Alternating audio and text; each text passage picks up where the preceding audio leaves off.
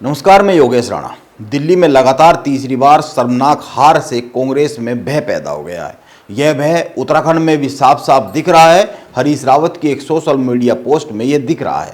हरीश रावत ने अपने social media पेजों पर एक लंबी चौड़ी पोस्ट लिखी है दिल्ली में हार के बाद, जिसमें उन्होंने दिल्ली की हार की बात की है। इसके साथ ही एक लाइन में ऐसी बात लिखी है जिससे उत्तराखंड में चर्चा शुरू हो गई है। क्या अब हरीश रावत कांग्रेस के प्रदेश नेतृत्व यानी कान मेहरा पर सवाल उठा रहे हैं? सीधा सीधा हरीश रावत ने क्या लिखा, पहले यह देखिए, इसके बाद उन्होंने ऐसा क्यों लिखा इस पर बात करते हैं। हरीश रावत ने लिखा, हमें 2026 और 27 की चुनौतियों के लिए अभी से काम करना पड़ेगा, पूरी सघनता के साथ काम करना पड़ेगा। हमें वर्तमान कार्यकर्ताओं को जोड़ने वाला और लगभग 20 से 25% और नए कार्यकर्ताओं को तैयार करने वाला संगठन खड़ा करना पड़ेगा।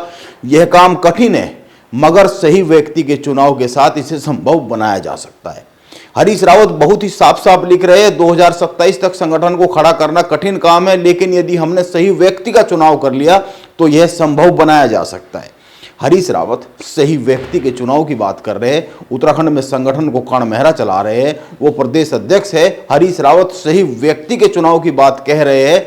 सही व्यक्ति से उनका क्या मतलब है? उन्होंने साफ साफ तो नहीं लिखा है, किसी का नाम भी नहीं लिया है, लेकिन संगठन प्रदेश नेतृत्व चलाता है, कान मेहरा चला रहे हैं, खड़ा उनको करना है। वो संगठन को खड़ा करने के लिए सही व्यक्ति के चुनाव की बात कर रहे हैं, इसीलिए माना यह ही जाना चाहिए उनका इशारा प्रदेश अध्यक्ष कान मेहरा की तरफ ही है। उत्तराखंड में कांग्रेस के आगे चिंता है, लेकिन चिंता की इन लकीरों की सबसे बड़ी वजह कांग्रेस का वोट बैंक नहीं है, कांग्रेस के नेता है। उत्तराखंड में 2014 से लगातार कांग्रेस हार रही है। इसके बाद भी कांग्रेस का वोट बैंक 34 से 38% तक रहा है। अलग अलग चुनाव में कांग्रेस के हिस्से में इतना वोट आता रहा है। कांग्रेस में सबसे बड़ी दो दिक्कत है। एक, हार के बाद पार्टी के विरोध में काम करने वालों पर कोई एक्शन नहीं होता है। अभी कान मेहरा और पिथौरागढ़ के विधायक मयूख मेहर के बीच में खुली चुनावी जंग हुई, खूब जुबानी जंग हुई। मयूख मेहर ने कांग्रेस के उम्मीदवार के सामने अपना उम्मीदवार खड़ा कर दिया। मेयर चुनाव में कांग्रेस की उम्मीदवार की जमानत जब्त हो गई। इतना होने के बाद भी ना तो कान मेहरा पर कोई एक्शन हुआ और ना ही मयूख मेहर पर। यदि कान मेहरा गलत थे तो उन पर कार्रवाई होनी चाहिए, और यदि मयूख मेहर गलत रहे हैं तो उन पर कार्रवाई होनी चाहिए। जांच में यह निष्कर्ष निकलना चाहिए कि आखिर पिथौरागढ़ में हुआ क्या और क्यों हुआ। कांग्रेस में हर हार के बाद रुपए लेकर टिकट देने के आरोप लगते हैं, लेकिन कोई जांच तक नहीं होती है। चुनाव जमीन पर मेहनत से जीते जाते हैं। बीजेपी एक एक वोट का हिसाब रखती है, लेकिन कांग्रेस में नेताओं की लड़ाई एक एक वोट को मिट्टी में मिलाने का काम करती है। आजकल कांग्रेस के नेताओं ने हारने के बाद एक और नया राग अलापना शुरू कर दिया है।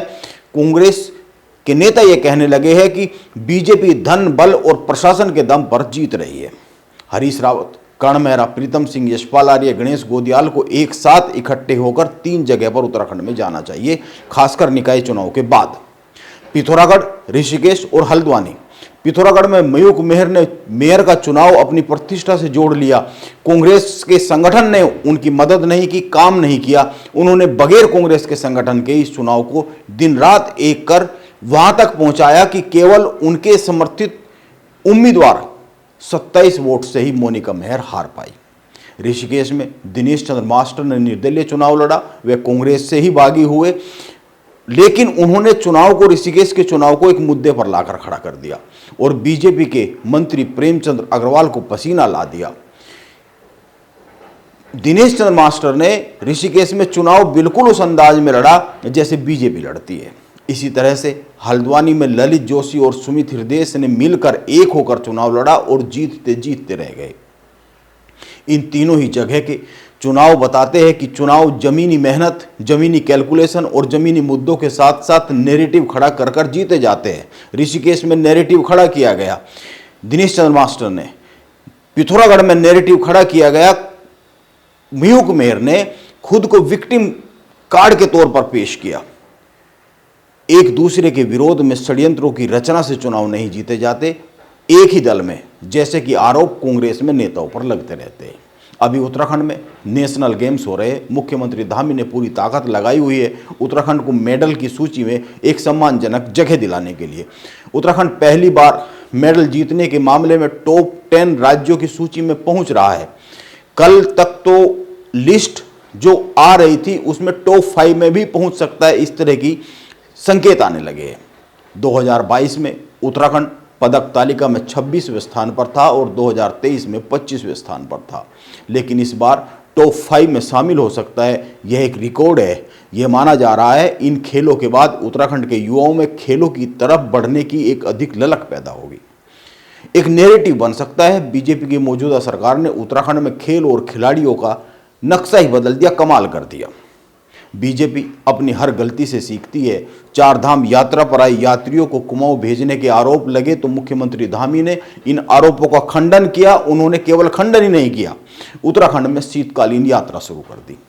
आने वाले समय में यदि इसमें कोई सफलता मिलती है तो उत्तराखंड में 12 माह तीर्थ यात्रियों की आवाजाही रहेगी, जिससे बहुत से लोगों को काम मिलेगा। इतना ही नहीं, उत्तराखंड में बीजेपी के 2-3 गुट है, लेकिन यह गुट केवल उसी लेवल तक आपस में झगड़ते हैं, जोड़ तोड़ करते हैं, वो भी भीतर खाने, जब तक बीजेपी को सीधे कोई नुकसान न पहुंचता हुआ दिखे। सार्वजनिक तौर पर विवाद खड़ा करने की कोई इजाजत बीजेपी में नहीं होती है। लेकिन इसके विपरीत कांग्रेस में हरीश रावत सार्वजनिक तौर पर लिख रहे हैं, यदि 2027 के लिए कांग्रेस को तैयार करना है तो किसी सही व्यक्ति का चुनाव करना होगा। कर्ण मेहरा तो 2022 के विधानसभा के चुनाव परिणाम के बाद कांग्रेस के प्रदेश अध्यक्ष बने। 2014 से लेकर 2022 तक वो कांग्रेस के अध्यक्ष तो नहीं थे। उस वक्त कांग्रेस लगातार हारते रही और उत्तराखंड में कांग्रेस इस समय काल में हरीश रावत के सीधे सीधे हाथों में रही। इस समय काल में कांग्रेस लगातार हारी। उस वक्त क्या हरीश रावत सही व्यक्ति की खोज में क्यों नहीं निकले, ये एक सवाल उठ सकता है। 3 साल हो गए उत्तराखंड में, अभी तक संगठन में कार्यकारिणी का गठन तक नहीं हुआ है। सूची दिल्ली के नेताओं के पास पड़ी हुई है, दिल्ली के संगठन के पास। हरीश रावत कर्ण मेहरा के खिलाफ यह लाइनें लिखकर केवल अपना व्यक्तिगत एजेंडा आगे बढ़ा रहे। यह लगता है क्योंकि जब संगठन ही नहीं है तो सही व्यक्ति भी कुर्सी पर बैठ जाएगा तो क्या हो जाएगा, क्योंकि संगठन का निर्माण तो दिल्ली से लेकर उत्तराखंड के आपसी तालमेल से होना है। प्रदेश प्रभारी देहरादून या उत्तराखंड आती ही नहीं है। बाकी रही 2027 की बात, तो कांग्रेस में जैसे हालात है उससे अभी सुधार की कोई गुंजाइश तो दिखती नहीं है।